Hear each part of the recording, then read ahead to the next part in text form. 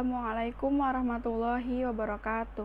Nama saya Listastia Marta dari kelas 1A Sore, jurusan Kesehatan Lingkungan Universitas Ibnu Sina. Di sini saya akan menyampaikan tugas pendidikan kewarganegaraan yang mana materinya adalah disintegrasi bangsa. Materi yang saya akan bawakan ini adalah peristiwa yang mana terjadi di awal-awal kemerdekaan Indonesia, yaitu adalah konflik Andi Aziz yang terjadi pada tahun 1950. Pemberontakan Andi Aziz terjadi pada tanggal 5 April 1950 yang terjadi di Ujung Pandang, Makassar yang dipimpin langsung oleh mantan anggota perwira KNIL yang bernama Andi Aziz. Tujuannya adalah untuk menetapkan keberadaan negara Indonesia Timur yang enggan bergabung dengan Negara Kesatuan Republik Indonesia. Andi Aziz beranggapan bahwa APRIS atau Angkatan Perang Republik Indonesia Serikat bertanggung jawab atas ketidaknyamanan yang terjadi di negara Indonesia Timur. Sebab menurut Andi Aziz, pemerintah adalah dalang dari segala gangguan yang terjadi. Pemberontakan ini terjadi di Ujung Pandang pada tanggal 5 April 1950 yang diawali dengan adanya konflik Sulawesi Selatan, yaitu ketegangan antara masyarakat yang pro-federal dan anti-federal. Sehingga pemerintah pun mengutus TNI untuk datang ke daerah tersebut demi mengamankan daerah tersebut. Tetapi kedatangan TNI ini dianggap ancaman oleh para masyarakat yang pro-federal, sehingga masyarakat yang pro-federal ini pun bergabung dengan pasukan Andi Aziz yang mana membentuk sebuah pasukan bebas. Selanjutnya kita masuk ke inti pembahasan dari pemberontakan Andi Aziz. Andi Aziz adalah seorang mantan perwira KNIL yang bergabung menjadi anggota APRIS, yang mana beliau pun dilantik menjadi perwira di APRIS, yang mana pelantikannya ini pun disaksikan langsung oleh Letkol Ahmad Yunus Mokoginta. Beliau adalah seorang panglima teritorium Tentara Negara Indonesia Timur. Namun ia justru menggerakkan pasukannya yang mana adalah mantan perwira KNIL untuk menyerang markas APRIS dan menyandra sejumlah perwira. Setelah menguasai Makassar, ia pun menyatakan bahwa negara Indonesia Timur harus dipertahankan. Ia menuntut bahwa perwira APRIS yang mana berasal dari kalangan anggota KNIL harus bertanggung jawab terhadap keamanan yang ada di negara Indonesia Timur, yang mana menurutnya adalah didalangi oleh pemerintah. Pada tanggal 8 April 1950, pemerintah membuat ultimatum yang mana berisi bahwa Andi Aziz agar segera datang ke Jakarta. Jika ia tidak mengindahkan ultimatum tersebut, kapal Angkatan Laut Hang Tuah akan membom kota Makassar. Selain ultimatum tersebut, pemerintah juga mengatakan bahwa Andi Aziz harus segera mempertanggungjawabkan seluruh perbuatannya dalam kurun waktu 4x24 jam. Hingga pada 4 April 1950 malam, Sumokil, yaitu salah seorang petinggi negara Indonesia Timur, memanggil Andi Aziz untuk datang ke rumahnya. Ketika Andi Aziz datang ke rumahnya, ternyata di sana sudah ada beberapa anggota KNIL Ambon yang menyatakan siap tempur jika batalion Worang sudah mendarat. Hingga pada pagi hari tanggal 5 April 1950, pasukan Andi Aziz menyerang perumahan TNI di Makassar, yaitu staf kuartir dan CPM di Village Kelapa-Lane, yaitu Jalan Walter Monginsidi, serta menahan Letnan Kolonel Ahmad Yusuf Mokoginta. Tujuan pemberontakan Andi Aziz ini untuk meminta agar negara Indonesia Timur tidak bergabung dengan Republik Indonesia dan bertanggung jawab atas keamanan negara Indonesia Timur tanpa adanya bantuan tambahan pasukan dari Jawa. Pasukan-pasukan dalam peristiwa Andi Aziz pun sudah dalam posisi siap siaga dan siap tembak ke arah kapal yang mengangkut TNI. Bahkan peristiwa Andi Aziz ini pun dapat bantuan dari pesawat pembom B-25 Michel. Andi Aziz pun memerintahkan kepada Letkol Ahmad Yusuf Mokoginta untuk menyuruh pasukannya agar jangan mendarat. Karena situasi genting, kapal Wekelo dan Bonteko yang mengangkut 1.000 prajurit berasal dari Batalion Worang pun terpaksa berbalik arah dan menurunkan keluarga prajurit yang ikut ke Balikpapan.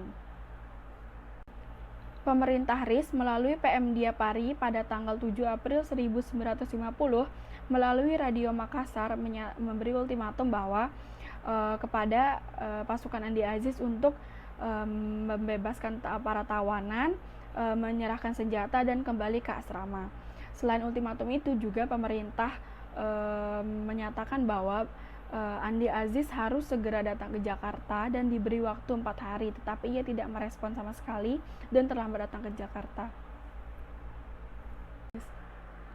Upaya pemerintah dalam menumpaskan pemberontakan Andi Aziz ini pun mendatangkan pasukan Bridge Mataram yang dipimpin langsung oleh Letkol Soeharto dan Alex Kawilarang, yang mana ia adalah komandan tertinggi untuk operasi penumpasan pemberontakan Andi Aziz. Upaya penumpasan pemberontakan Andi Aziz tersebut menyertakan para prajurit dengan 12 buah kapal, 2 tank pendarat, dan 12.000 orang pasukan. Terjadi pemberontakan sebagai dampak dari pemberontakan Andi Aziz setelah pasukan ekspedisi mendarat di kota Makassar pada tanggal 26 April 1950. Pada tanggal 5 Agustus 1950, mendadak pasukan Andi Aziz mengepung staf Brigade 10 Garuda Mataram di Makassar. Pasukan TNI berhasil memukul mundur pasukan Andi Aziz setelah 2 hari bertempur. Setelah 2 hari dan akhirnya berhasil dipukul mundur, pasukan KNIL pun meminta berunding bersama pasukan TNI. Dan perundingannya itu pun dilaksanakan pada tanggal 8 Agustus 1950 yang menghasilkan keputusan, yaitu harus menghentikan tembak-menembak, KNIL harus menyerahkan seluruh senjatanya, dan KNIL harus keluar dari Makassar dan diberikan waktu selama 2 hari. Setelah peristiwa pemberontakan Andi Aziz pun dijatuhi hukuman selama 15 tahun penjara. Ia sempat dipenjara di Wirogunan, Yogyakarta selama 3 tahun, kemudian dipindahkan ke Cimahi dan sempat memberontak dengan cara melucuti penjaga, lalu tertangkap dan dipindahkan ke Ambarawa. Menurut keluarga dan orang-orang yang mengenalnya, Andi Aziz adalah seorang tentara yang buta akan politik sehingga ia mudah terpengaruh propaganda yang membuatnya rela melakukan pemberontakan tersebut. Pada tanggal 31 Agustus 1956, ia pun mendapatkan gerasi dan dibebaskan secara bersyarat. Ada beberapa upaya pemerintah dalam menumpas pemberontakan Andi Aziz. Yang pertama, pada 8 April 1950, pemerintah mengeluarkan ultimatum yang berisi bahwa Andi Aziz harus segera mempertanggungjawabkan perbuatannya dan pergi ke Jakarta dalam kurun waktu 4 kali 24 jam. Yang kedua, Andi Aziz diperintahkan untuk menarik seluruh pasukannya, menyerahkan senjata, dan membebaskan tawanan. Namun dari 2 ultimatum tersebut tidak ada yang direspon sama sekali oleh Andi Aziz. Sehingga pemerintah Indonesia pun mengutus pasukan TNI di bawah pimpinan Kolonel Alex Kawilarang dan terjadilah pertempuran pada tanggal 26 April 1950. Dalam waktu singkat, pemberontakan ini berhasil ditumpaskan oleh TNI di bawah pimpinan Kolonel Alex Kawilarang. Andi Aziz pun ditangkap dan diadili di Yogyakarta. Setelah diusut, ternyata dalang dibalik dari pemberontakan Andi Aziz ini adalah Dr. Sumokil. Dia adalah dalang dibalik dari pemberontakan RMS atau Republik Maluku Selatan.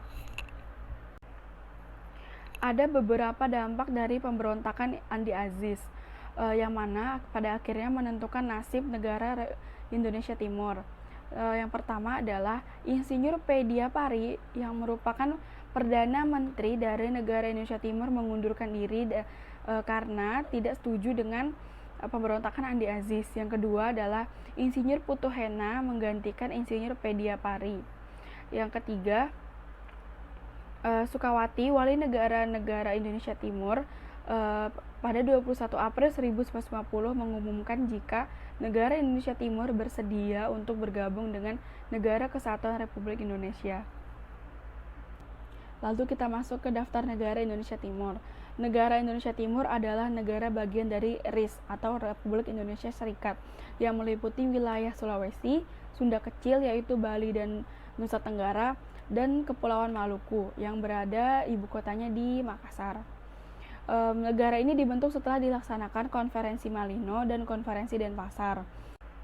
Negara Indonesia Timur juga dibagi menjadi 13 otonomi daerah, yaitu 1. Daerah Sulawesi Selatan, daerah Minahasa, daerah Kepulauan Sangihe dan Talaut, daerah Sulawesi Utara, Sulawesi Tengah, Bali, Lombok, daerah Sumbawa, daerah Flores, daerah Sumba, daerah Timur dan Kepulauan, daerah Maluku Utara, dan daerah Maluku Selatan. Negara Indonesia Timur didirikan untuk menyaingi dan memaksa Republik Indonesia untuk menerima bentuk negara federasi dengan tujuan untuk mengecilkan wilayah Republik Indonesia hanya menjadi salah satu negara bagian dari Republik Indonesia Serikat.